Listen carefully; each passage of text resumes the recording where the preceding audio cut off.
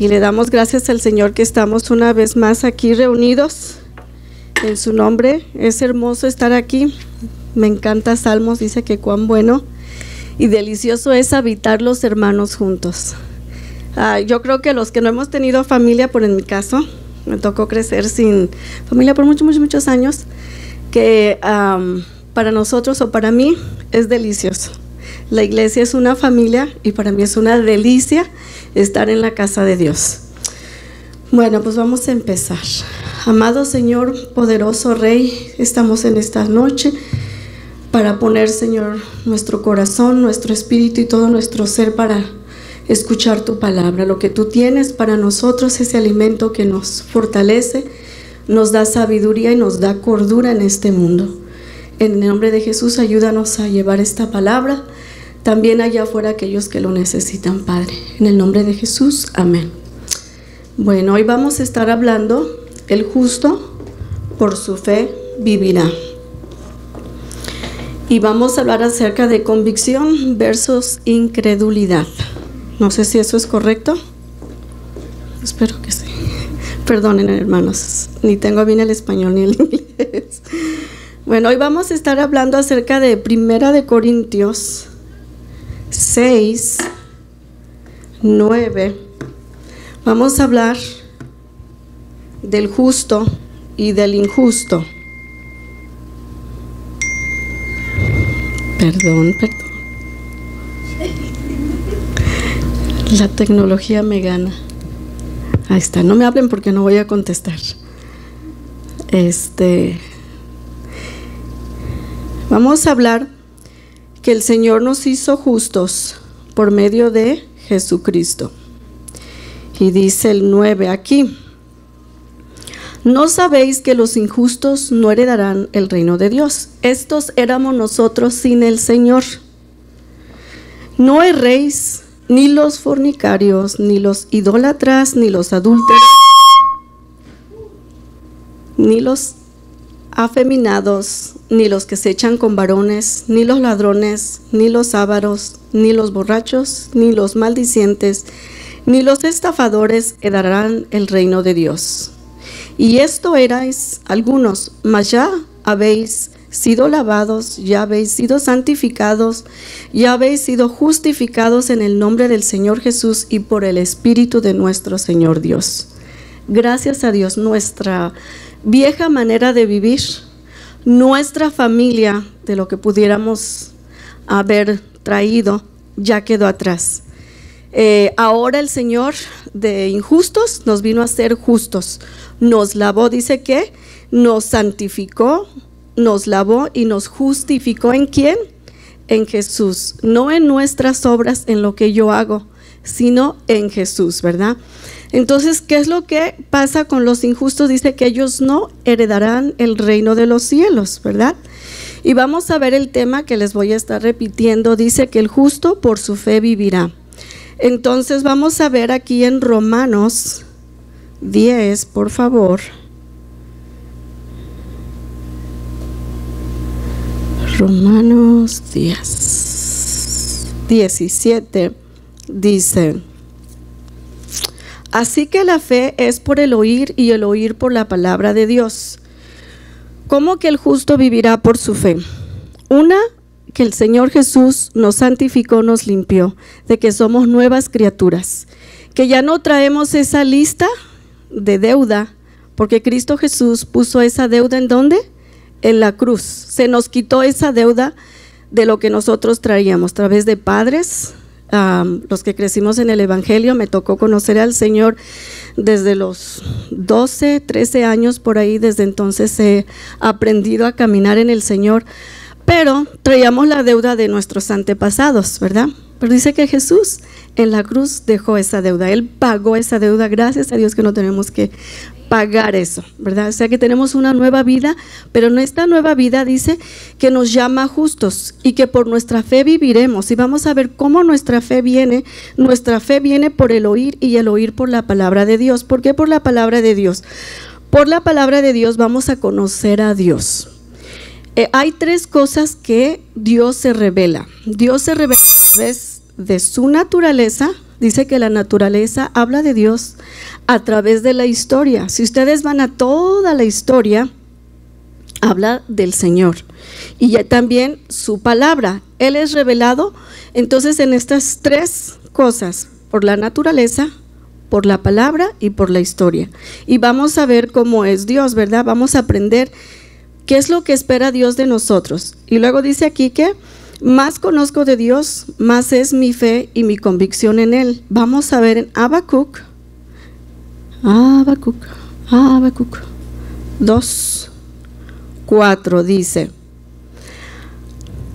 he aquí que aquel cuya alma no es recta se enorgullece, mas el justo por su fe vivirá. Nuestra alma es nuestra voluntad, es nuestros sentimientos, es lo que nos guía. En esta generación hoy en día ya no vivimos tanto por fe, o el cristiano, el hijo de Dios, tenemos que tener mucho cuidado. ¿Por qué? Porque tenemos un avance de conocimiento muy grande. Otra, estamos en una economía mucho mejor. No hay necesidad de buscar a Dios. En nuestra época clamábamos constantemente hasta por el pan, hasta por los zapatos. No crean, hijos, nos duraban un zapato hasta un año y eran no nuevos, eran de los que nos los iban pasando, y la ropa era de los mayores y lo que quedaba bueno. Antes vivíamos por fe porque, ay, Señor, súplenos, pero ahora es diferente. Ahora hay abundancia, hay conocimiento, hay muchas cosas que opacan la fe, que nos lleva a la incredulidad, a no creer más en una generación en esta época, ¿verdad? Entonces vamos a conocer a Dios a través de la palabra.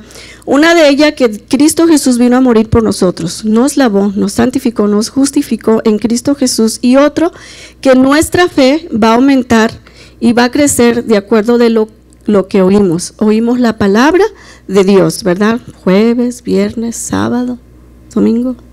Bueno, los viernes no. Oh, sí, los viernes los que tenemos FC. Ahí nuestra fe está siendo aumentada, nuestra comunidad familiar. Y luego dice aquí en Habacuc que he aquí aquel cuya alma no es recta se enorgullece, mas el justo por su fe vivirá. Entonces vamos a Génesis rapidito, 22:8 dice: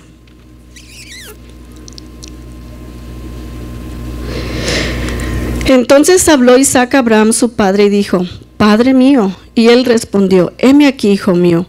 Y él dijo: he aquí el fuego y la leña, mas ¿dónde está el cordero para el holocausto? Y respondió Abraham: Dios proveerá de cordero para el holocausto, hijo mío. E iban juntos. Aquí está hablando de que Abraham, Dios le pide algo muy valioso. ¿Qué es lo que le pidió? Su único hijo, que había esperado por muchos años. Dice que pasó muchos años. Para empezar, él ya era de edad avanzada, era un viejito de la tercera edad, pero de la tercera edad, porque de 50 o 40 todavía estamos jóvenes. Dice que el Señor le permitió a Sara volver a su ciclo, porque ya había perdido su ciclo, y quedó embarazada. Y después de ese gran milagro que Dios le da a su hijo, Dios le dice: dámelo, sacrifícalo. ¿Qué ustedes piensan, Abraham? O sea, ¿qué pasaría por su mente? Porque él se le llama el padre de la fe. Y vamos a ver que su hijo ya está viendo, de que ya subieron al lugar, ya tienen todo listo. El lugar de él debería de ser un cordero, y no llevaban un cordero. Y él le pregunta: ¿dónde está papá? ¿Y qué le responde Abraham? El Señor suplirá. Pero él aún iba caminando y iba obedeciendo a lo que Dios le dijo: sacrifícame a tu hijo. Quiere decir que Abraham tenía fe, quiere decir que Abraham conocía a Dios, ¿verdad? Y ya cuando él iba a hacer todo, ¿verdad? Dice aquí, dice: cuando llegaron al lugar que Dios le había dicho, edificó allí Abraham un altar y compuso la leña y ató a Isaac su hijo y lo puso en el altar sobre la leña, y extendió a Abraham su mano y tomó el cuchillo para degollar a su hijo. O sea que ya tenía el cuchillo para degollar a su hijo. O sea que él, imagínate, único hijo, ¿verdad? Dice lo que sucedió en el 11. Entonces el ángel de Jehová le dio a voces del cielo y dijo: Abraham, Abraham. Y él respondió: heme aquí. Y dijo: no extiendas tu mano sobre el muchacho, ni le hagas nada, porque ya conozco que temes a Dios, por cuanto no me rehusaste a tu hijo, tu único. Abraham se le llama el padre de la fe. Él algún momento estaba dudando, pero él sabía quién era Dios. Él tenía una relación con Dios. Y muchas veces nuestra fe es aumentada por medio de circunstancias, por medio de lo que vivimos diariamente, ¿verdad? Entonces, les vuelvo a repetir, dice que el alma no recta se enorgullece, mas el justo por su fe vivirá. Abraham vivía por su fe, no vivía por lo que estaba sucediendo. Le pudo haber venido la duda: ay Señor, pero ¿cómo? Yo te voy a dar lo que más amo, lo que más quiero, como yo les cuento. Abraham, si ustedes leen toda la historia de Abraham, dice que era muy próspero, Dios lo había bendecido, y si ustedes leen todo lo que tenía, habla de miles de vacas, de ovejas. Hablaba de mucha prosperidad. En aquella época la riqueza se medía por los animales que tenían. Y él le dice al Señor: Señor, me has bendecido y me has dado mucho, ¿a quién le voy a dar todo esto? Y le dice: ¿acaso a mi siervo? Y le dice el Señor: no, tú vas a tener un hijo, dice, y de ese hijo va a ser como las estrellas. Dice: tu descendencia va a ser como las estrellas, como la arena, ¿verdad? Entonces, ¿qué pasó con él en su mente cuando le piden a su único hijo y que ya está a punto de degollarlo? Él no estaba viviendo por lo que sentía. Yo creo que yo estuviera llorando, gritando: Señor, pídeme todo menos esto. Y él ya estaba a punto. Quiere decir que él conocía a Dios, porque él sabía que le había dicho a su hijo anteriormente: el Señor proveerá, ¿verdad? Entonces Abraham tenía un temor que se le llama una reverencia, un respeto a Dios. Y vamos a ver otro caso de otro justo que se le llama David, en Primera de Samuel 17:37. Dice,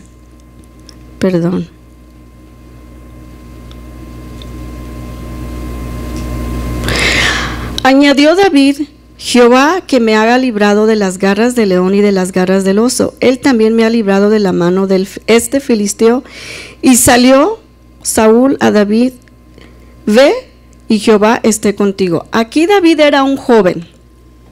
Dice que David veía como un gigante, porque dice que había un gigante entre los filisteos, y salía todos los días por 40 días y retaba al pueblo de Israel. Les decía: ok, vengan, peleen contra mí.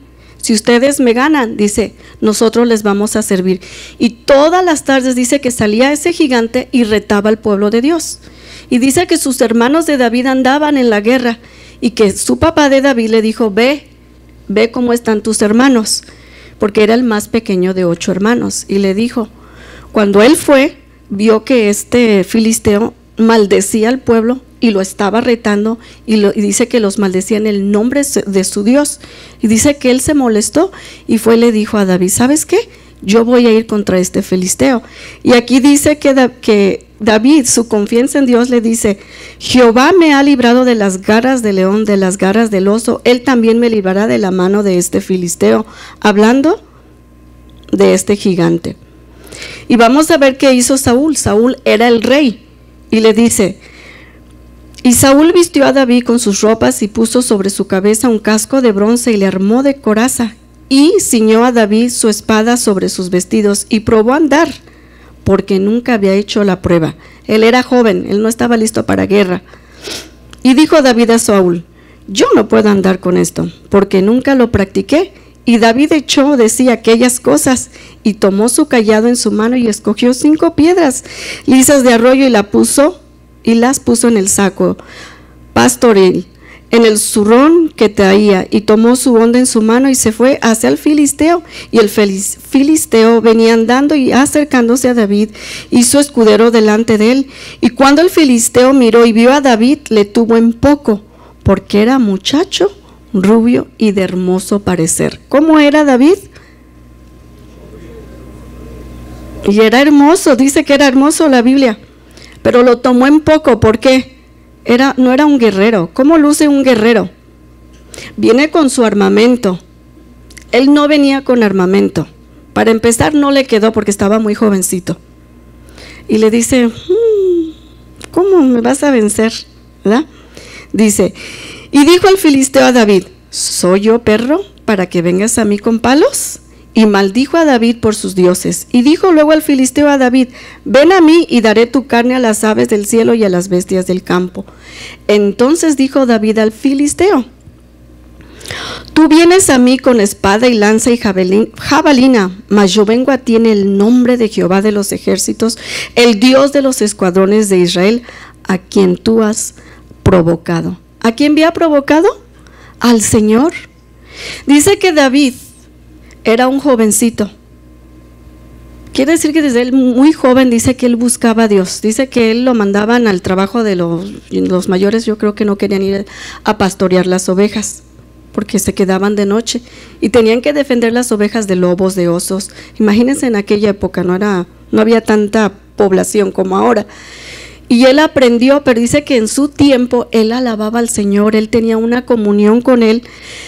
Él tenía un corazón recto delante de Dios. Él vivía por las victorias que Dios le había dado. Por cada circunstancia que él tenía en su vida, él ganaba una victoria que lo iba haciendo más fuerte, que él vivía por fe. Cómo él se le enfrentó a un gigante con armamento, que todo un pueblo le tenía miedo, que todo un pueblo no se atrevía a ir en contra del gigante, porque tenían una armada, pero era el gigante que tenían miedo. Y dice él que él se enojó cuando él vio que estaba maldiciendo al pueblo de Dios, y se armó de valor y fue y se le acercó al rey Saúl, ¿verdad? ¿Cómo él se atrevió? Él se atrevió porque él sabía en quién confiaba, en quién él tenía su fe, en quién él creía, ¿verdad? Él creía en quién, en Jehová de los ejércitos, ¿verdad? Entonces aquí vamos a ver que David amaba a Dios, David conocía a Dios y David tenía convicción. Convicción les quería compartir, que les decía, convicción dice que es seguridad que tiene una persona de la verdad o de la certeza de lo que piensa o siente. Y luego dice que certeza quiere decir conocimiento seguro, claro que tiene de algo. David tenía una convicción de quién era Dios, tenía una seguridad de quién era Dios en su vida, que lo hacía pensar diferente a los demás y lo hacía sentir diferente a los demás, porque él tuvo ese valor de ir contra ese gigante. Nosotros tenemos gigantes de problemas en nuestra vida. Vivimos en una generación muy tremenda.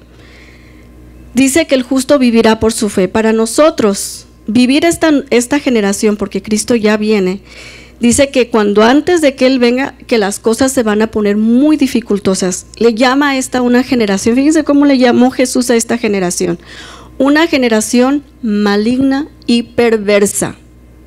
Va a ser tiempos como donde Dios nos sacó a nosotros. Y los quiero llevar con esto a Noé, rapidito. En Génesis vamos a ver otro siervo, otro hijo de Dios de fe, cómo él vivía y dependía de Dios.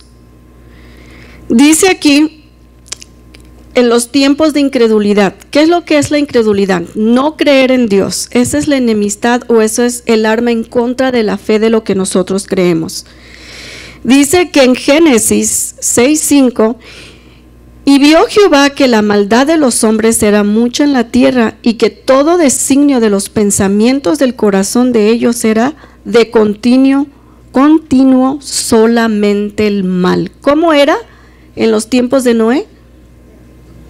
Dice que lo que pensaban era pensamiento de mal. Que estamos en una generación de lo que sienten, lo hacen, lo que piensan, lo dicen sin medir las consecuencias. Es lo contrario a vivir por la fe, a ser justos. Justos quiere decir que nos lavó con su sangre, nos santificó, nos limpió por medio de Cristo Jesús. ¿Nos limpió de qué? De lo que veníamos, de fornicación, de idolatría, adulterio, afeminado, dice, de los que se echaban de varones. Nos limpió de ladrones, borrachos, avaros, maldicientes, estafadores. Estos éramos antes sin Cristo. Y en los tiempos de Noé eran así. ¿Y cuáles son estos tiempos? Otra vez estamos como en los tiempos de Noé. Estamos otra vez. Pero dice el Señor que estamos nosotros. Por medio de Cristo Jesús, Él tiene un remanente, Él tiene un pueblo. Y nos da nuestra arma, es vivir por fe. Mi fe me va a llevar a tener convicción a que yo no voy a volver de donde me sacó el Señor, ni me voy a mezclar como están en estos tiempos, ¿verdad? Porque todos sus pensamientos son de mal. Y dice que de continuo, ¿verdad?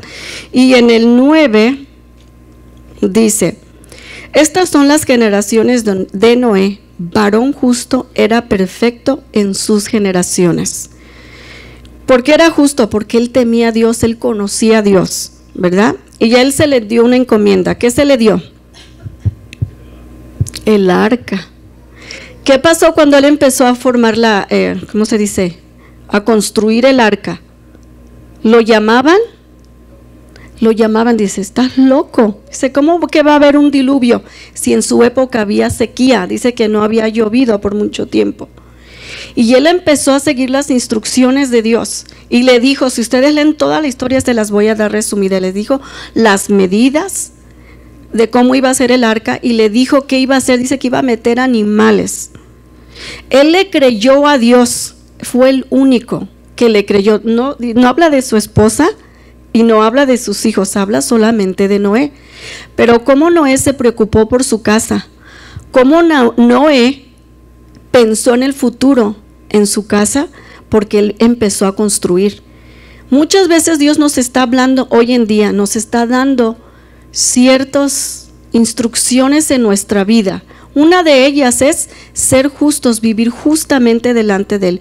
En otras palabras, vivir rectamente delante de Él, y nuestra fe sea la que testifique de lo que nosotros creemos, en quién hemos depositado nuestra confianza, en quién tenemos nuestra convicción de que no nos van a mover de lo que somos, aunque veamos alrededor lo que está sucediendo, ¿verdad? Pues el otro día les contaba en la CFC, andábamos como familia, y sé que otros jóvenes igual, pues disfrutando de la tarde en un parque en el centro de Austin, y de repente nos rodearon personas como los trajo Dios al mundo. ¡Oh, Dios! Y yo me quedé, dije, oh Padre, estamos en tiempo de Noé, de Sodoma y Gomorra. Imagínense, de todas las edades, eran jóvenes, de cuarentones, de cincuentones, se veía de todo, como Dios los trajo al mundo, en bicicleta, imagínense. O sea, de verdad. Y es algo que parece ser que se está moviendo ahorita en Austin, que lo están haciendo como un evento de cada 3 meses. Ojo, cuando vayan al centro, tengan cuidado, sorpresa. Y por ejemplo, vamos a Barton Spring y de repente vemos niñas, de acá. O sea, ¿en qué tiempos estamos? Estamos en tiempos peligrosos, donde el justo vivirá por su fe. ¿Cómo nos vamos a mantener? Quitándome yo también aquello y para que se salga toda la alberca corriendo, ¿verdad que no? Vamos a hacer la diferencia. No los voy a juzgar, pero si tengo la oportunidad de decirle del Señor, si reciben cordura, lo vamos a hacer, ¿verdad? Entonces, ¿estamos en tiempos de Noé? Sí. En el 11 dice: y se corrompió la tierra delante de Dios, y estaba la tierra llena de violencia. ¿Estamos en violencia, sí o no? ¿Qué es lo que dice la noticia? Violencia en toda la tierra, literalmente. Todos los días, prendan la noticia. Murió alguien en la calle peleando, road rage, y ya no hay medida. Ahora hasta niños son víctimas. Es la maldad, dice. Y aquí que estaba corrompida, porque toda carne había corrompido su camino sobre la tierra. En esta generación estamos nosotros. ¿Cómo vamos a sobrevivir? Por la fe. ¿En quién creemos? ¿En quién hemos depositado nuestra confianza? En Jehová de los ejércitos, en Cristo Jesús, que murió en la cruz por nosotros, que nos lleva a vivir una vida de santidad, integridad, rectitud. Que el vivir así no me va a llevar a juzgar a mi prójimo, no me va a estar sacándole sus trapitos al sol, sino me va a llevar a ser un ejemplo de lo que el Señor busca, porque dice que en el tiempo de Noé solo era uno, en el tiempo de Abraham solo fue Abraham, el que fue de la fe, en el tiempo de Noé, y hay muchos, donde de todas esas generaciones solo había uno que escuchaba a Dios. ¿Seremos nosotros uno de ellos? El Señor quiere. Y en el 11, entonces aquí vemos que el diluvio vino, ¿verdad? Dice que eran pensamientos del corazón solamente de maldad, era mucho, solamente era Noé justo. Toda la tierra estaba corrompida, llena de violencia, y dice que toda carne había corrompido su camino. Y en Lucas, vamos a Lucas 18, 8.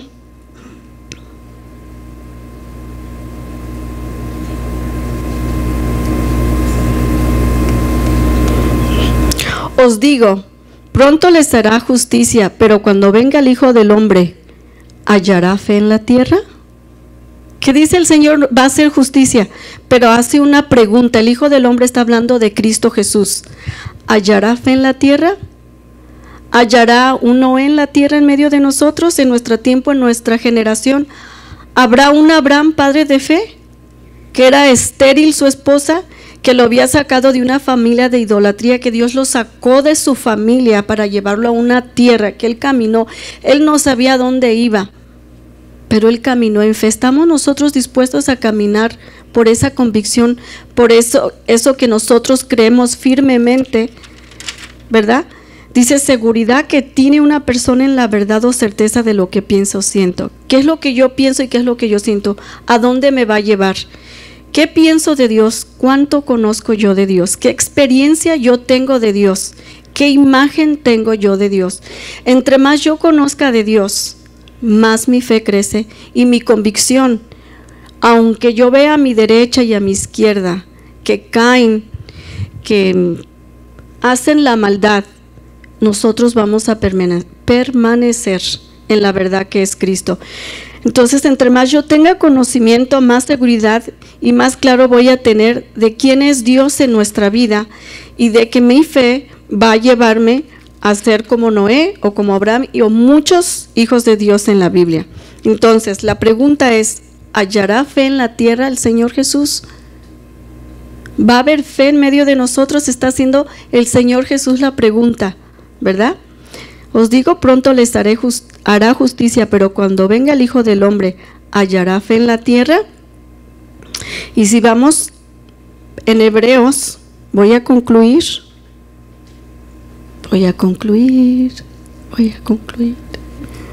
Hebreos 11.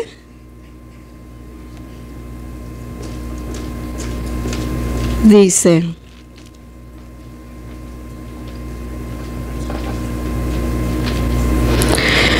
es pues la fe la certeza de lo que se espera, la convicción de lo que no se ve. Noé no veía esa arca, era mucho trabajo. Dice que se tardó años y años y años en construir el arca. Llevar nuestra vida en el Señor lleva muchos años, pero en nuestro caminar vamos a ver que muchos se van a apartar, se están apartando. ¿Qué dice el Señor de estos tiempos? Que en estos tiempos el amor de muchos se va a enfriar. A causa del pecado muchos se van a alejar del Señor. A Noé le llevó mucho tiempo construir el arca, le llevó esfuerzo, le llevó humillación porque dice que se burlaban de él. Abraham Le llevó mucho tiempo en que llegara ese hijo de promesa. Le llevó mucho tiempo. El Señor dice desde cuándo, desde que me acuerdo cuando yo conocí al Señor, siempre nos enseñaba y siempre nos han enseñado que Cristo viene pronto.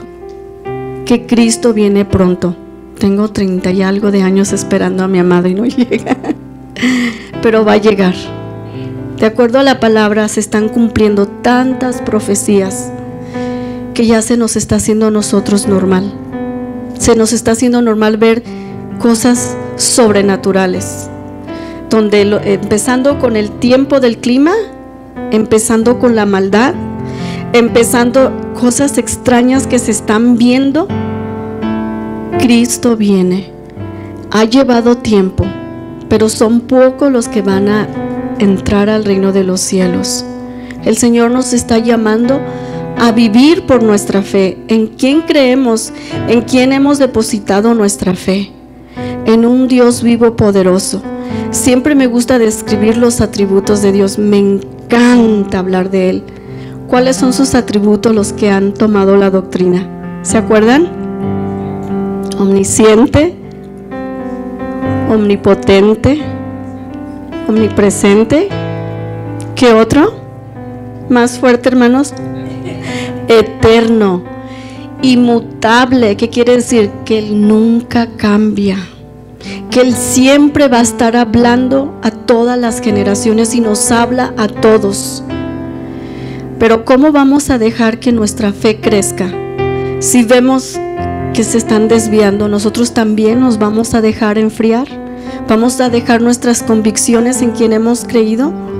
Vamos a participar de lo que es muy sabroso allá afuera, de lo que nos ponen. Nos están poniendo un evangelio donde no hay sacrificio, donde ya no hay obediencia, donde ya todo se acepta. Ese es el evangelio que se está predicando. Pero de acuerdo a la palabra de Dios, ese no es el evangelio. Eso me va a llevar a que espere más tiempo. Si yo no estoy lista para cuando Cristo venga, no vamos a participar en las bodas del Cordero. Cristo viene, se los digo, muchachos jóvenes. No es por los años que tengan el Señor, pero desde que yo supe que venía Cristo, eso me ha llevado, y que nos lleve como hijos de Dios a siempre estar como las 5 vírgenes, con nuestra lámpara llena, preparadas para nuestro amado. No importa qué suceda, no importa lo que está a nuestro alrededor, vivir por convicción. No dejemos que la incredulidad de esta tierra, donde no creen en Dios, donde están haciendo lo que sienten sus pensamientos, lo que dice la palabra de Dios, están volviendo de donde el Señor nos ha sacado. Dice que los injustos no heredarán el reino. ¿Por qué? Porque los injustos viven en fornicación, a lo que dan, viven en idolatría. Ahora ya no son imágenes. Ahora, ¿qué idolatramos? El yo. Primero yo, segundo yo, tercero yo. Si yo me siento bien, hago las cosas bien. Si me dan lo que yo quiero, yo voy a hacer las cosas. Pero si yo me siento incómodo, adiós, bye bye. Estamos en una generación que le llama idólatra, adúltera. ¿Por qué adúltera? No solamente fornicación es el joven que tiene relaciones en su juventud, que no está casado. Adulterio es el casado o casada que tiene relaciones con alguien que no es su esposo. Pero también hay adulterio, que nos estamos alejando de Dios, estamos haciendo cosas que no son del Señor. Afeminados. Oh Lord, ¿qué está pasando con nuestros niños? Desde chiquitos ya les están diciendo, decide lo que quieres ser. Nosotros entendemos nuestra identidad en el Señor. El Señor nos ha dado una identidad y el Señor nos va a ayudar a vencer todo aquello que pueda venir de generaciones. El afeminado, y no solo afeminado, ahora digamos masculino, donde, hermanos, de verdad, donde ya nos está obligando la sociedad a aceptar lo que no es normal. No es porque voy a juzgar, pero hoy en día el hombre quiere ser mujer y la mujer quiere ser hombre. la familia de hoy es como un caso que está muy famoso en las redes, donde una muchacha siempre dijo que quería ser hombre, se convirtió en hombre, y el muchacho quiso ser mujer, se convirtió en mujer, y se conocieron en un lugar donde los dos se dice como usted, se gustaron, donde están los papeles al revés, la mujer el hombre la mujer, pero la mujer ya de hombre se embaraza y tiene hijos, y esos niños van a la escuela, dicen, no, mi mamá es así, mi papá es así. Esa es la familia de hoy que quieren que nosotros aceptemos. A esas familias hay que hablarles del Señor. Nos tenemos que cuidar de lo que oímos, porque lo que estamos escuchando allá afuera nos está cambiando, nos está trayendo incredulidad a nuestra vida y nos está alejando del propósito de Dios. Nosotros tenemos bien claro que Cristo viene pronto, y Él viene por una iglesia sin mancha y sin arruga. Entonces, para finalizar, en Hebreos 11:6 dice: pero sin fe es imposible agradar a Dios, porque es necesario que el que se acerca a Dios crea que le hay y que es galardonador de los que le buscan. Dice que es imposible agradar a Dios sin fe. ¿Por qué? Si no hay fe, hay incredulidad. ¿En quién estoy seguro? Luego dice, porque es necesario que el que se acerca a Dios crea que le hay y que es galardonador de los que le buscan. ¿Qué quiere decir?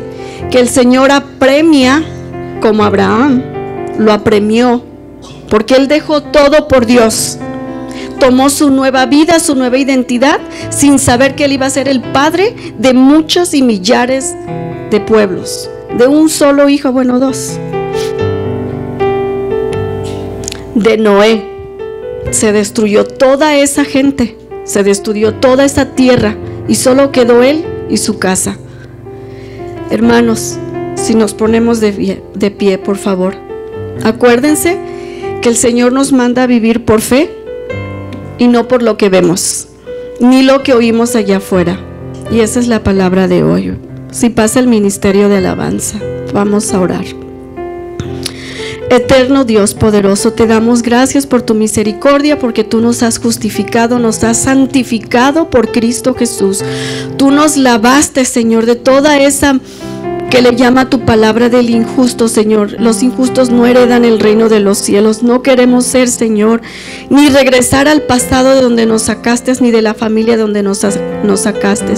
Nos has dado una nueva oportunidad de empezar una vida nueva en ti, como dice tu palabra, que las cosas viejas han pasado y son hechas nuevas. Y tú quieres hacer cosas nuevas, Señor, pero quieres que nuestra alma, nuestra voluntad, nuestra manera de pensar, nuestra fe en ti, Señor, sea, Padre, creer en un Dios vivo y poderoso. Creer en ti, Señor, cuando nos llevas a obediencia, cuando nos llevas, Señor, a que te temamos, es un respeto y una reverencia a ti, mi Señor. Que todo lo que hagamos, Padre eterno, sea para honrarte, y libéranos, Señor.